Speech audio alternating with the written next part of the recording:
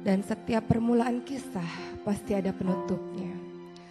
Rasulullah Shallallahu Alaihi Wasallam diberikan tugas oleh Allah Subhanahu Wa Taala sebagai perantara hidayah untuk umat-umatnya agar mereka menyembah Allah Subhanahu Wa Taala. Dan begitu selesai tugas itu, tentu Rasul akan kembali lagi kepada Allah Subhanahu Wa Taala.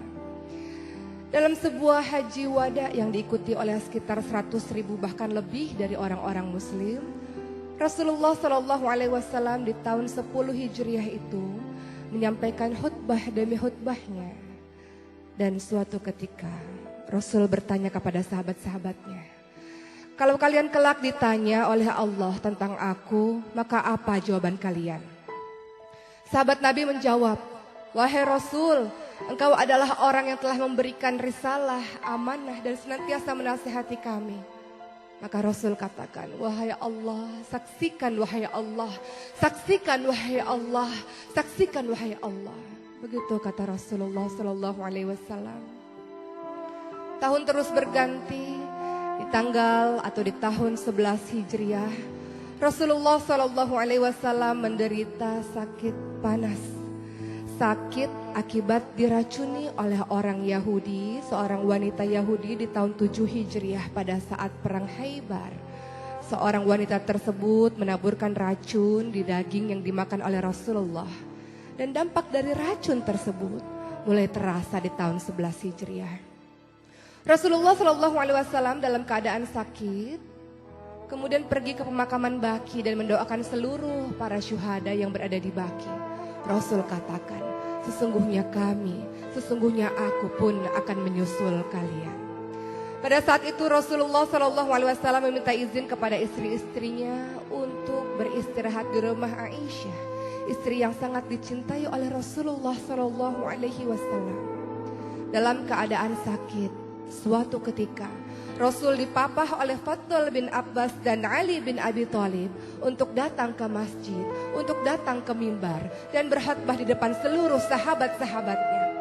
Rasul katakan, tidak ada yang aku khawatirkan dengan kalian kecuali pada saat dunia ini dibentangkan oleh kalian dan kalian berlomba-lomba untuk mengejarnya, dan dunia itulah yang akan membinasakan kalian, kata Rasulullah. Rasul melanjutkan lagi, seorang hamba Allah diberi pilihan oleh Allah untuk berada terus di muka bumi ini atau kembali kepada Allah dan menatap wajah Allah. Dan hamba tersebut memilih untuk kembali kepada Allah Subhanahu wa Ta'ala. Abu Bakar yang mendengar hal tersebut kemudian terseduh-seduh dan menangis, bersimbah air mata, dan ia mengatakan, wahai Rasulullah, aku, orang tuaku, ayahku, ibuku, jiwaku, hartaku menjadi tebusan untukmu, wahai Rasulullah. Rasul berusaha menenangkan Abu Bakar dan Rasul katakan, tenang Abu Bakar dan tetaplah berada di tempatmu, wahai Abu Bakar. Seluruh sahabat merasa heran dengan kata-kata dari Abu Bakar dan air mata yang turun dari mata Abu Bakar. Mereka kemudian paham bahwa ternyata itulah isyarat bahwa hari terakhir dari Rasulullah Sallallahu Alaihi Wasallam. Rasul lebih memilih Allah, Rasul lebih memilih memandang wajah Allah dibanding dengan terus berada di muka bumi ini. Maka seluruh sahabat pun menangis di masjid tersebut.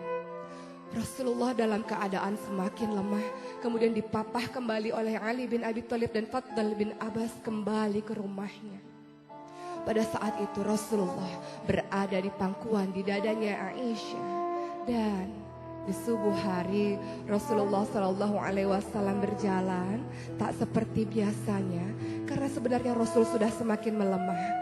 Namun pada hari itu Rasul membuka tirai di depan pintu rumah Aisyah yang langsung berhadapan dengan para sahabat yang sedang melaksanakan sholat subuh dipimpin oleh Abu Bakar. Hampir dan nyaris saja seluruh sahabat membatalkan sholat tersebut karena menurut mereka, lihat Rasul sudah sembuh, Rasul sudah segar, Rasul bisa kembali menjadi imam sholat kita, menjadi pemimpin kita.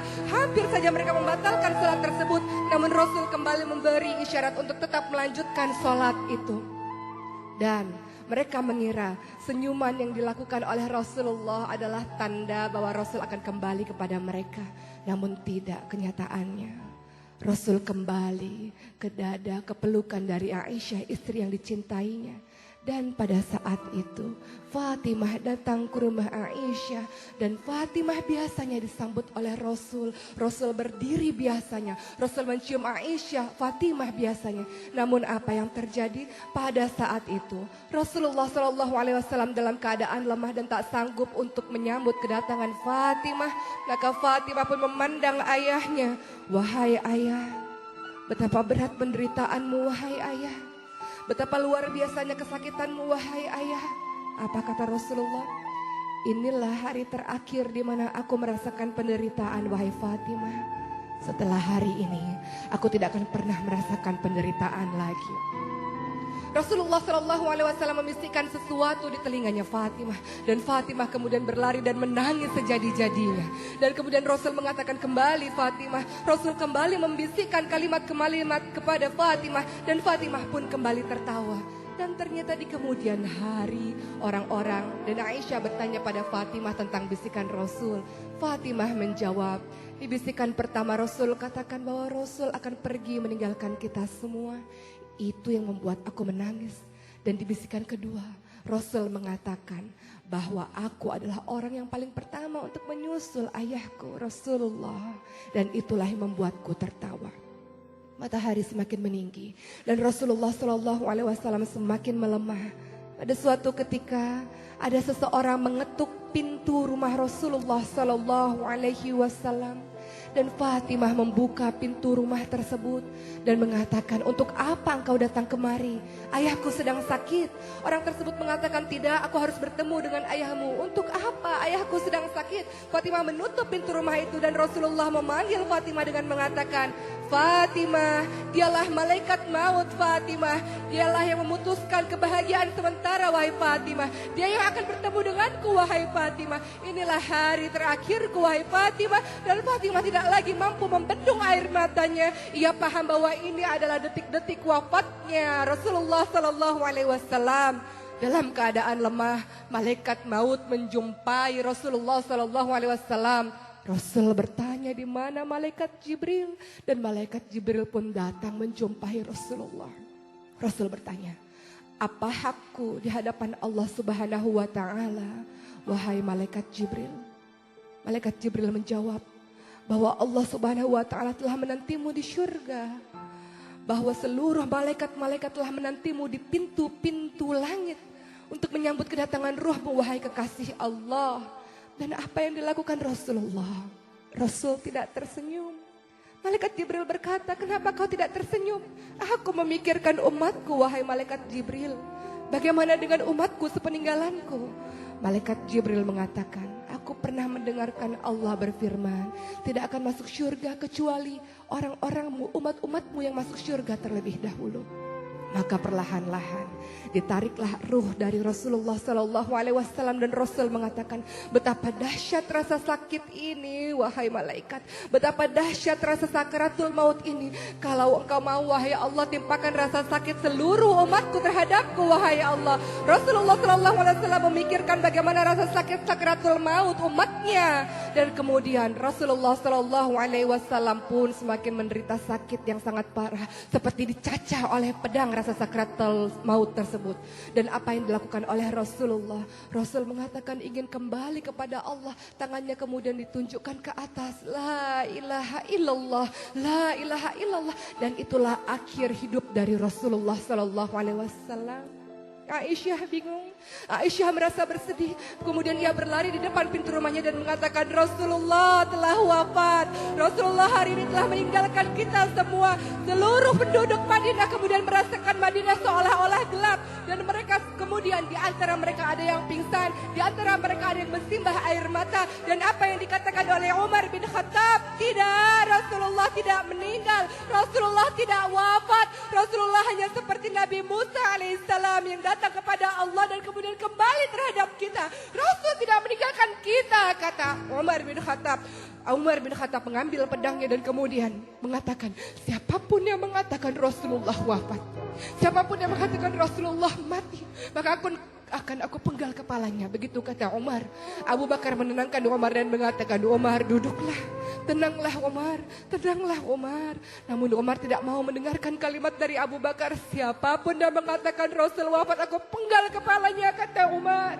Umar tidak mampu menahan rasa kesedihan yang luar biasa. Umar, orang yang tegas ini, tidak mampu menahan air matanya. Kemudian Abu Bakar datang ke mimbar dan mengatakan, wahai manusia, ketika kalian menyembah Rasulullah, ketahuilah Rasulullah hanya manusia biasa yang mati. Tapi ketika kalian menyembah Allah, Allah hidup dan tidak pernah mati. Maka tertunduklah Umar, kemudian tersungkurlah Umar. Dengan bersimbah air mata ia mengatakan, wahai Rasulullah, wahai Rasulullah. Umar baru paham bahwa itulah matinya Rasulullah SAW. Seluruh orang yang ada di Madinah merasakan kedahsyatan, rasa sedih yang luar biasa. Dan ketika Rasulullah SAW dikuburkan, Fatimah mengatakan kepada Anas bin Malik, tega engkau wahai Anas bin Malik, engkau menguburkan Rasulullah, engkau menaburkan debu dan tanah di wajah suci Rasulullah, tega engkau berlaku seperti itu wahai Anas, kata Fatimah. Apa kata Anas? Kami terpaksa melakukannya wahai Fatimah. Hari itu menjadi hari kesedihan yang luar biasa bagi seluruh penduduk Madinah. Hari itu menjadi hari yang luar biasa, kesedihan yang tak tiada terbendung. Semua orang menangis pun Bilal bin Rabah yang tidak mampu untuk membendung air matanya ketika mengumandangkan azan. Wafatnya Rasulullah SAW meninggalkan kepedihan yang luar biasa di hati seluruh umat muslim, di hati seluruh orang-orang yang mencintainya. Bagaimanakah dengan kita? Rasul pernah berujar kepada seluruh sahabatnya, wahai sahabat-sahabatku, aku merindukan saudara-saudaraku. Siapa saudaramu Rasul? Kami ini saudaramu Rasul. Tidak, saudara-saudaraku bukan kalian-kalian sahabatku. Saudaraku adalah yang tetap beriman kepadaku padahal mereka tidak pernah melihatku. Aku merindukan perjumpaan dengan mereka. Bagaimana dengan kita? Ketika Rasulullah SAW sangat mencintai dan merindukanmu, bagaimana dengan lisanmu? Apakah senantiasa bersalawat kepada Rasul? Bagaimana dengan perbuatanmu? Apakah senantiasa menjalankan sunnah-sunnah Rasulullah?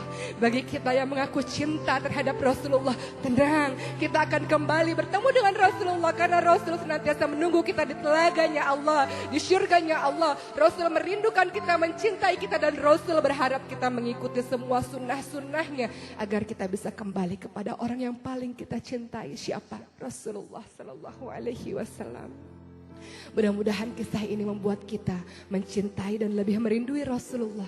Dan ingat, setiap perpisahan di muka bumi ini akan ada pertemuan yang abadi kelak. Di mana? Di syurganya Allah. Jangan ada air mata. Kita kembali bersama Rasulullah, bertemu dengannya di syurganya. Insya Allah, wahai pecinta Rasulullah. Mudah-mudahan menjadikan hikmah. Insya Allah.